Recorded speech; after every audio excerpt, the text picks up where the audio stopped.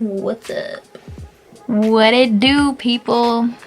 Welcome back to my channel. If you're new here, please subscribe to me because just do it. Today we're gonna be learning how to do fake bruising on your face and like bloody lips and stuff. Yeah, let's just roll right into it. Alright folks, so for this look we are going to be using the NYX Ultimate Brights palette, and the colors with the little stars over them are the ones that we are going to be using. We are going to be using two brushes for this look, and this first one is a fluffy crease brush. I am dipping into the yellows of the palette and going to start the outline of the bruise. You want to pick a high point of your face, so I picked this side of my forehead because you can see that light naturally hits that center point. So with this yellow, you're going to want to surround that high point on your face, and yellow is a good transition color to go in for a bruise because if you notice with the real one, it has a yellow ring on the outside, and that's the part that heals first, so you want to make this look as realistic as possible to have different dimensions. After you create the initial shape, you can go in with the green, blue, purple, and then red last. The darker that the color gets, the less you want to put on.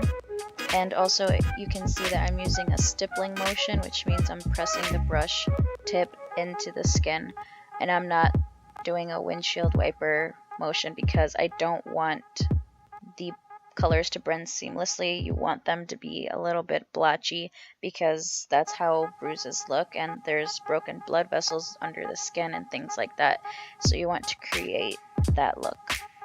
You can see that I'm going over one spot more than another because with a bruise, usually the point of contact or point of impact is the darkest, and you don't want to make the whole thing the same level of darkness because then it will look fake. But you can kind of just play around with it and build up the colors the more you go. Next, I'm taking a more pointed brush. It's a little bit more dense too, and I'm taking the red. This is going to create that broken blood vessel look, so you're just gonna stipple this along the inner edge of the bruise.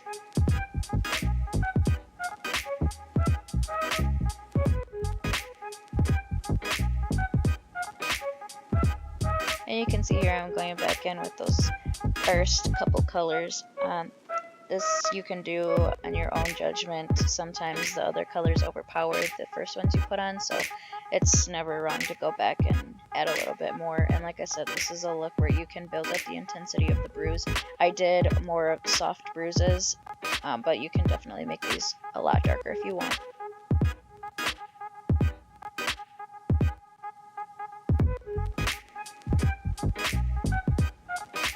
Now I'm going to start with the lip cut, or busted lip, however you want to say it.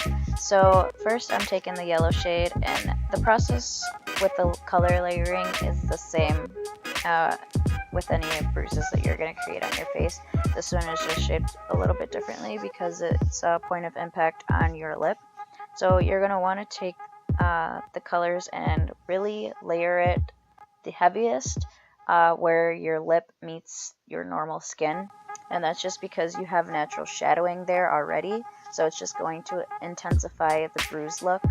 And if you've ever seen a busted lip, they are not pretty. They are very dark in certain areas, and then the bruise coloring disperses throughout the bottom of the lip.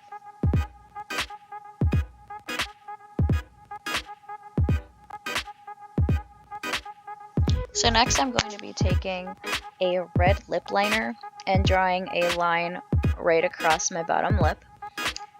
Then I'm going to take that dense brush and I'm going to be buffing out that line.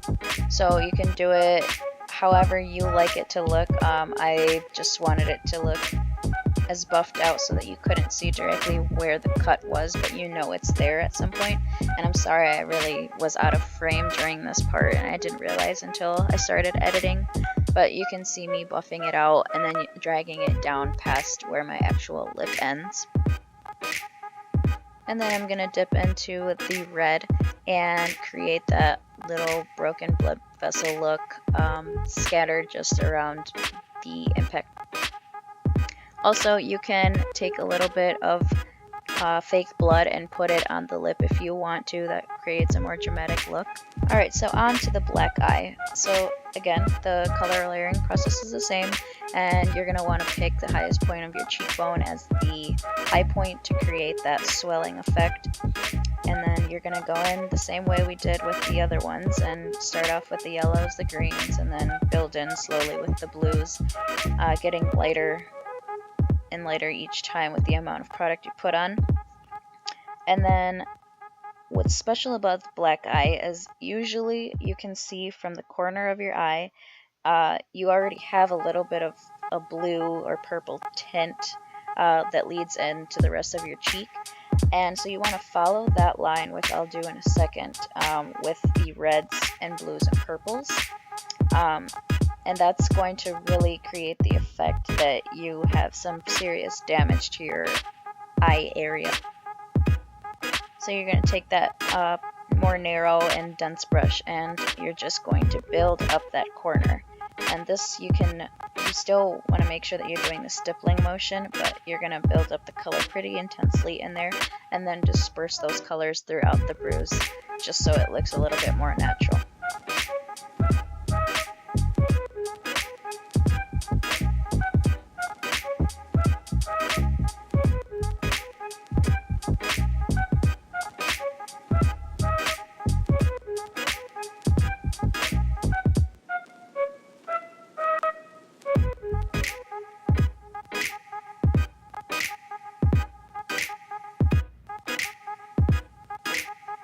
And like I stated previously, you can build up these colors to make them as intense as you want. I did more of a light scale just to show you the basics of how to do a bruise, but you can definitely, the more you get comfortable with it, build up the color and make it more intense. And if you're doing this look to do like a kickboxer or boxer, whatever, MMA fighter, you can also put Vaseline. You have to be very careful though, because you don't want to smear the product, but if you put Vaseline over the high points of the bruise, it's going to make it look pretty real, and it's a pretty cool effect because then you look legit.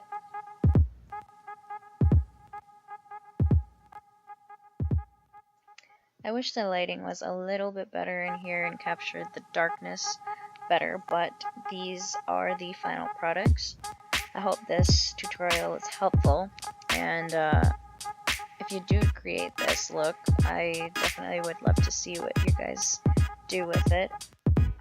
So you can always find me on Instagram or any of my other socials and send me those pictures. Alright guys, I hope that tutorial was helpful. The lighting in here really sucks, so if you couldn't see all that well, I may do another one if I don't like how this one turned out. But I hope you guys enjoyed it, and if you have any other Halloween recommendations, let me know down below. And yeah, thanks for watching, and I will see you next time. Bye.